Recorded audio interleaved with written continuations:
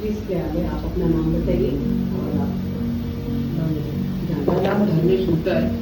मैं मुंबई का रहने वाला हूँ। ये कांदिवली स्टेशन से बिलोंग करता हूँ। और आपको ये शिपिंग के बारे में जाने का कैसे पता चला और आपने कैसे सोचा कि आपको शार्ज पे जाना है? मैंने 10th किया था। 10th के बाद मैंने अपने मतलब मेरे जो फैमिली मेम्बर थे जितने भी, वो ज़्यादा करके यही लाइन में उन्होंने मेरे को सजेस्ट किया था, तो मेरे को अच्छा लगा ये लाइन। मैंने बहुत रिसर्च किया मतलब इस लाइन के बारे में, तो मेरे को अच्छा लगा तो फिर मैंने इसमें जाने का ट्राई किया। ये आपके पहले दिन हाँ, ये मैंने तो आप क्या करते हैं? क्या करते हैं? तो मैं शूटिंग लाइन में काम करता हूँ, कंट्रैक्टर भी, प्रेस को भी आपको चलाता हूँ। आप चाहते थे कि ये जाए जी सर, तो इसीलिए कि मेरे तो क्या भाई कहाँ गए, कैसे गए? मेरे भाई के 7-8 लड़के लोग हैं इसी लाइन में, शिप लाइन में। तो वो लोग अच्छे पैसे कमाते हैं, उस हिसाब से मेरे को भी बोले थे कि इसमें अपने लड़के को भेजो, तुम कब तक इलेक्ट्रिक ट्रॉली चलाओगे, ट्रेन चलाओगे। तो मैंने कहा कि जो भी गरीबी है थोड़ा दूर होगा, जो है मैं पैसा लगा के इधर उधर से मांग के किसी तरह ट्रेनिंग कराया मद्रास से। उसके बाद जो है पनवेल में जाके जो है इसके कोई दोस्त था रमेश का, उसने भी उसका नंबर दिया पनवेल वाले का, वहाँ जाके हम लोग बातचीत किया। और फिर कहाँ से आप शिप पे कैसे गए? कौन एजेंट था आपका? हाँ, किसके थ्रू गए थे? तो मेरा दोस्त ने मेरे को एड्रेस दिया, तो मैं वो एड्रेस पे गया। तो वहाँ पे जाने के बाद मेरे को पता चल रहा है कि वहाँ वो एक यूनियन है, मतलब यूनियन द्वारा किसी पैरन को शिप पे भेजा जाता है। तो मेरे को लगा कि हाँ ट्रस्ट कर कौन सी यूनियन? संगठन कुछ नाम याद नहीं मुझे। अजीत पवार, कोई नहीं, ओके, वो फोटो दे दूंगा। उसके ऊपर कुछ फोटो है। संगठन लिखा था। ठीक है। तो उन्होंने आपको किसी कंपनी पे भेजा? नहीं, उन्होंने मेरे को कोई कंपनी में नहीं भेजा। उधर पे मैं बंदा था, उनसे मेरी बात हुई, उनको मैंने सब पूछा डिटेल। तो उन्होंने बोला कि हमारे पास अभी जो वैकेंसी है मालदीव की सीप पे, उस उधर पे आपको 1500-2000 GRT के ऊपर वेतन रहेगा। आपको उस पर काम करना है। $350 मेरे को सैलरी बताया था, और मेरा सर्विस चार्ज उन्होंने 3.5 लाख बताया। और फिर ये सब बात होने के बाद उन्होंने मेरे से मालदीव का एक ऑफर लेटर लिया था, मैंने उस पर साइन किया था। उस पर मेरा सैलरी वो सब लिखा कौन सी हुआ था। कंपनी, रिक्रूटमेंट कंपनी कौन सी थी आपके सर? ये मालदीव की कंपनी थी, इंडिया नहीं, में। नहीं, इंडिया में कौन सी कंपनी के थ्रू गए थे? एजेंट कौन था? पैसे से गया था। फिर वहाँ पे कोई क्या दिक्कत आई आपको, क्या प्रॉब्लम? इधर से मेरे को मालदीव का सिर्फ बोला था, प्लस मेरे को $350 सैलरी बोला था, और फिर मेरे को बोला था 1500-2000 GRT के ऊपर आपका वेतन रहेगा। और इन्होंने मेरे को सर्विस चार्ज 3.5 लाख बताया था, और मेरे को ज्वाइनिंग भी बोला था कि आपको मालदीव से देंगे।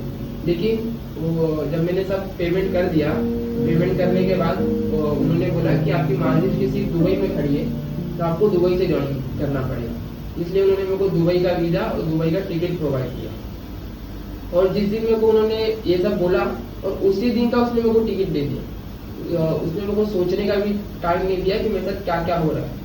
और उसने मेरे को ऑफिस बुलाया। उसी दिन मैं ऑफिस गया।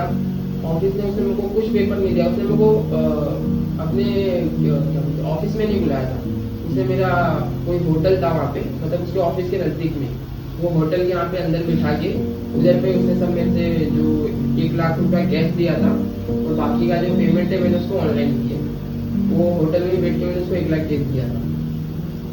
उसके बाद उन्होंने बोला कि उनका बैंक कंप्यूटर का सर्वर डाउन चल रहा है, तो अभी हम आपको कॉन्ट्रैक्ट पेपर और एग्रीमेंट पेपर नहीं प्रोवाइड कर सकते। आपका फ्लाइट के लिए आप लेट हो रहे हैं, तो आप तुरंत जाइए, आप अपना फ्लाइट पकड़िए, आप फ्लाइट में बैठते ही आपको हम सब भेज देंगे जो आपका कॉन्ट्रैक्ट पेपर है, एग्रीमेंट पेपर है। तो मैंने बोला ठीक है। उसके बाद जब मैं ऑफिस से डायरेक्ट एयरपोर्ट गया हूँ, मैं घर पे नहीं गया हूँ।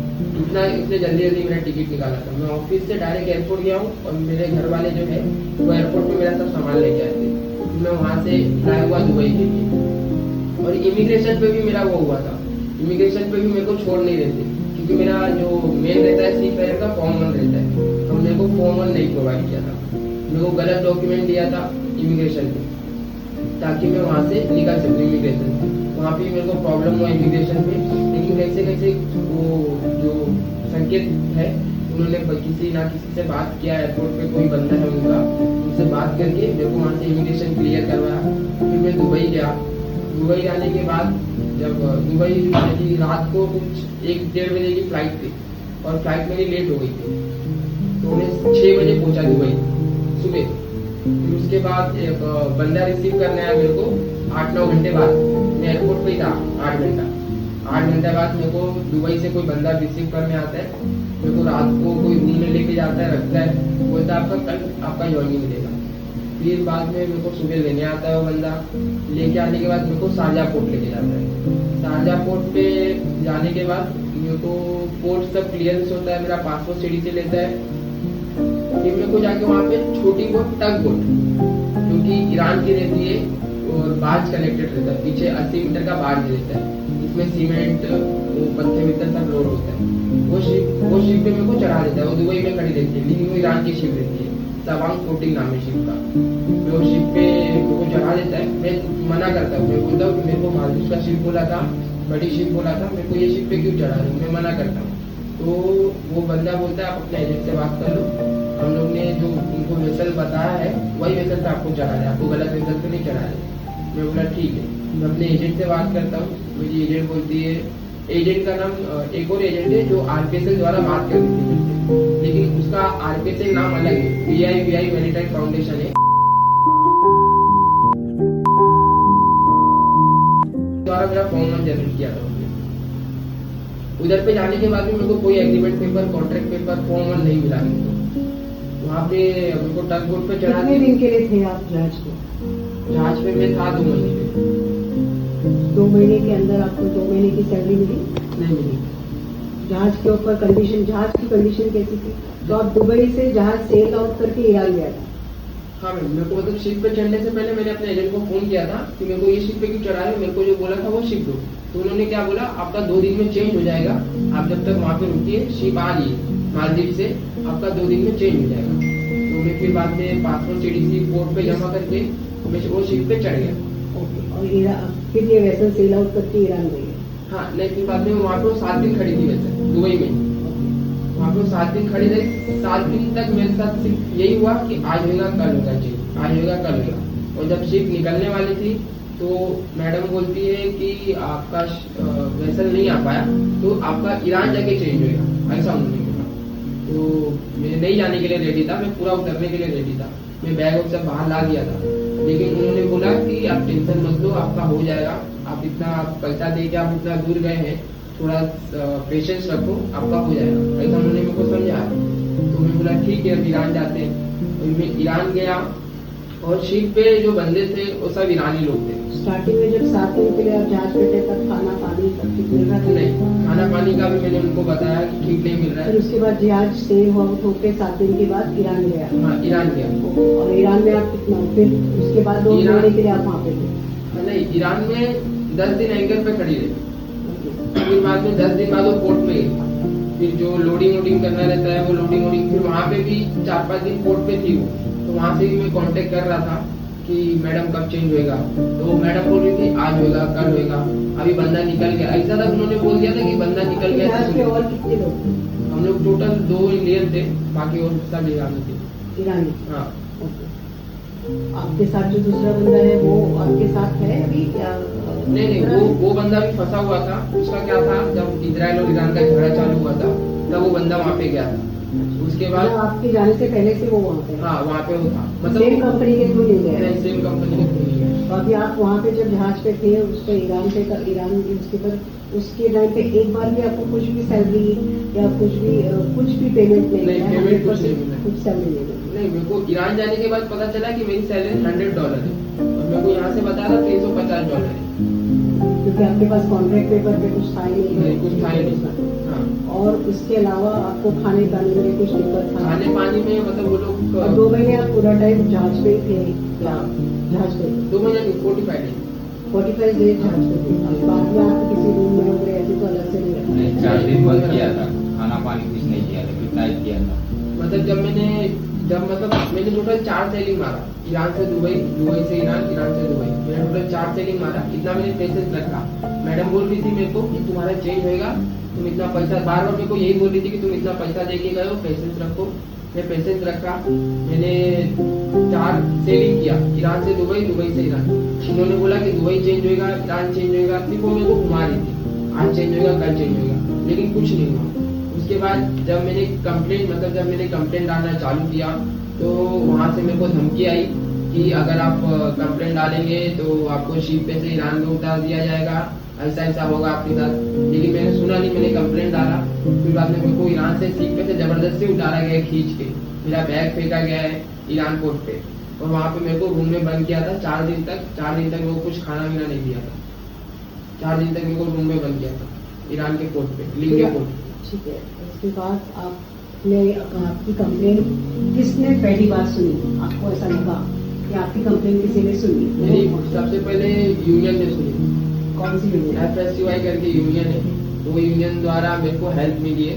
उन्होंने ही मेरा मेरे फैमिली को बुला के उनसे सब मैटर डिस्कस किया, सुना। उन्होंने बहुत जगह अलग अलग ऑफिस में मेरे फैमिली, मतलब जो फैमिली मेम्बर थे उनको भेजा कि कुछ हेल्प मिल सके, लेकिन लास्ट में किसी ने भी कुछ हेल्प नहीं किया। तो यहाँ पे मैं बैठा हूँ, यूनियन द्वारा बैठा हूँ।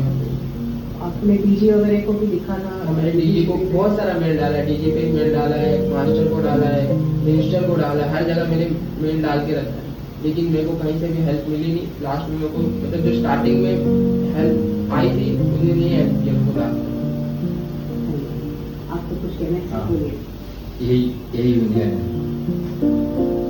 और अपना यहाँ से फरार हो रहा है, यहाँ से पैसे ले लेके फंसाया जा रहा है।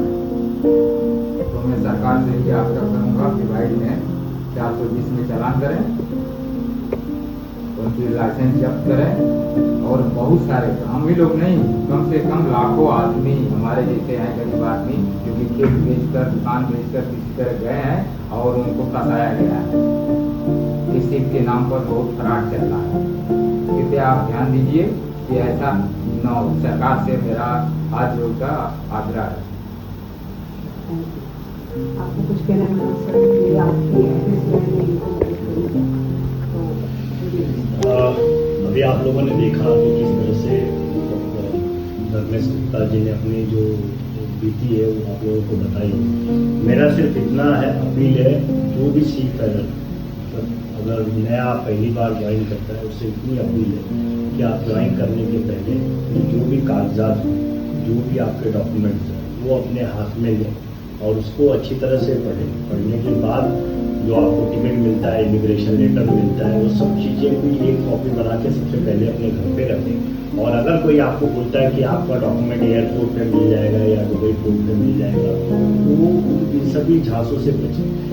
आज के समय मैं आप लोगों से यही अपील करूँगा कि ईरान जाने से बचें, क्योंकि ईरान से जिस तरह से लगातार कंप्लेन आ रही है, बहुत सारे लोग स्ट्रैंडेड हैं, वहाँ पे फिजिकली हार्म भी किया जाता है, लोगों को धमकियाँ दी जाती है, खाने पीने की व्यवस्था इन्होंने बताई है। तो एक छोटी सी अपील है कि जितने भी सीमेन हैं आज के टाइम पे, यदि आप ईरान में हो और इस वीडियो को देख रहे हो या आप अपने देश में हो, इन सभी चीज़ों में आप इतना श्योर करो कि आपका जो डॉक्यूमेंट्स है, आपके जो कॉन्ट्रैक्ट पेपर है, उसको प्रॉपर वे से वेरीफाई करें और उसकी एक कॉपी आपके घर पे रखें और ज़्यादा से ज़्यादा कोशिश करें कि ईरान जाने से बचें। नौकरी की समस्या है, सबको पता है, बट उस नौकरी की समस्या में अब बताइए, इन्होंने 3.5 लाख रुपया दिया, उसके बाद भी मालदीव बोल के ईरान में जहाज ज्वाइन कराया गया, जहाज का नाव, जहाज की साइज छोटी, एक टग बोट पे डाल दिया गया। उसके अलावा बहुत सी जो तकलीफें झेली इन्होंने बताई।